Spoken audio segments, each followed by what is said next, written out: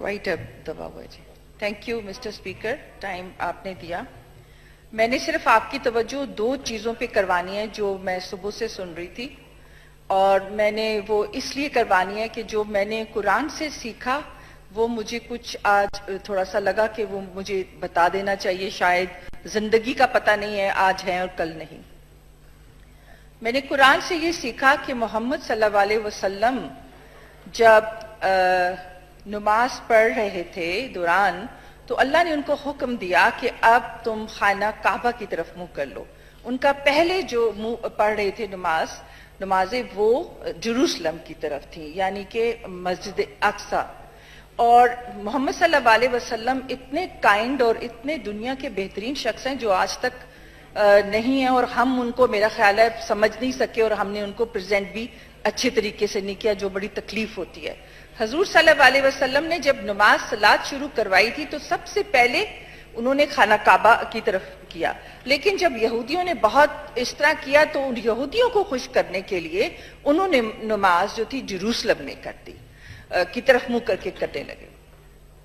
اور جب یہ حکم آ گیا کہ آپ ابھی آج سے منہ خانہ کعبہ کی طرف کر لیں، تو مجھے یہ سمجھ آئی ہے کہ سن رب نے، اللہ سبحانہ تعالیٰ نے مسلمانوں کے درمیان اور یہودیوں کے درمیان یہ فیصلہ اسی قرآن کی ورس میں ہو گیا ہے. میرا علم تھوڑا ہوگا، میں نے ہسٹری پڑھی، لیکن میں اپنے اللہ سے ڈر کے اور اللہ کی محبت میں یہ کہہ رہی ہوں کہ اس نے یہ فیصلہ وہی مسلمانوں کو آسانی کے لیے کر دیا کہ جو یہودی ہیں ان کا کعبہ جو ہوگا وہ جروسلم ہے، مسجد اقصی، اور مسلمانوں کا کعبہ جو عرب میں ہے.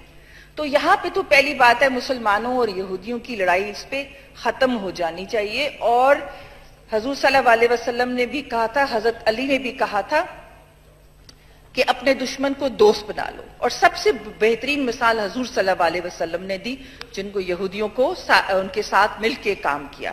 اور اس کے بعد ہم دوسری بات میں یہ بھی دیکھتی ہوں کہ ہم اتنا یہودیوں کے نام پہ ایک دوسرے کو برا بھلا کہتے ہیں اور اتنا ہم ڈیگریڈ کرتے ہیں. جب ہم نماز پڑھتے ہیں مسٹر اسپیکر، اس میں ہم درود پڑھتے ہیں، اور درود میں ہم ساری آل کو دعائیں دیتے ہیں، آل ابراہیم کے، جس میں ابراہیم علیہ السلام کے اسحاق ایک جو ہے اسحاق علیہ السلام، اسماعیل ایک جو ہے یہودی کا کلان ہے، اور ایک کیا کہتے ہیں کرسچنز کا کلان ہے. اس طرح ہم سب ایک ہیں، تو ہم نماز پہ بھی ان کو دعائیں دیتے ہیں. لیکن میں یہ سمجھتی ہوں کہ حضور صلی اللہ علیہ وسلم نے جو ہمیں سکھایا تھا ہم اس کی ریپریزنٹیشن بہت غلط طریقے سے کرتے ہیں. جس طرح ہمارے مولانا بھائی بول رہے تھے، اور جس طرح ہم کو یہ تو بہت بڑی ڈیوٹی ہے کہ آپ ایک ٹربائن پہن کر اور اس کے بعد بہت داڑھی اتنا موزانہ رکھ کے اور آپ حضور صلی اللہ علیہ وسلم کی کیا کہتے ہیں راہ پہ لوگوں کو لانے کے لیے کریں، تو وہ بہت تکلیف دہ بات تھی.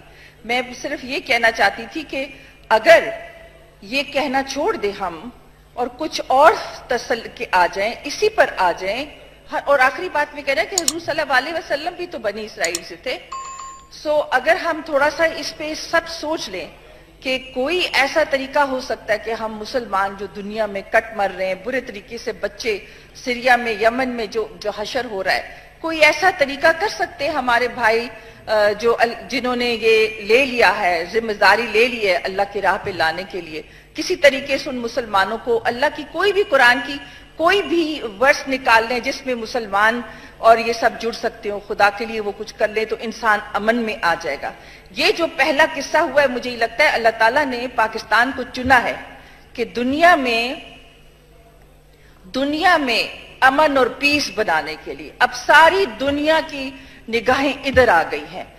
میں اپنے کولیگ اور بہن بھائیوں سے کہنا چاہتی ہوں کہ اس پہ سوچیں، اور مسلمانوں کو کٹ مرنے، جس طرح مسلمانوں کا خون اور بچوں کا خون کیا جا رہا ہے، کسی پہ بھی آ جائیں. جیسے محمد صلی اللہ علیہ وسلم نے بہت ساری ٹریٹیز بنائی تھی یہودیوں کے ساتھ، آپ بھی کوئی اس پہ سوچیں تاکہ ہمارے مسلمان بچے اور عورتیں جس طرح ماری جا رہی، جس طرح ظلم ہو رہا ہے، وہ کسی طریقے سے بچ جائیں.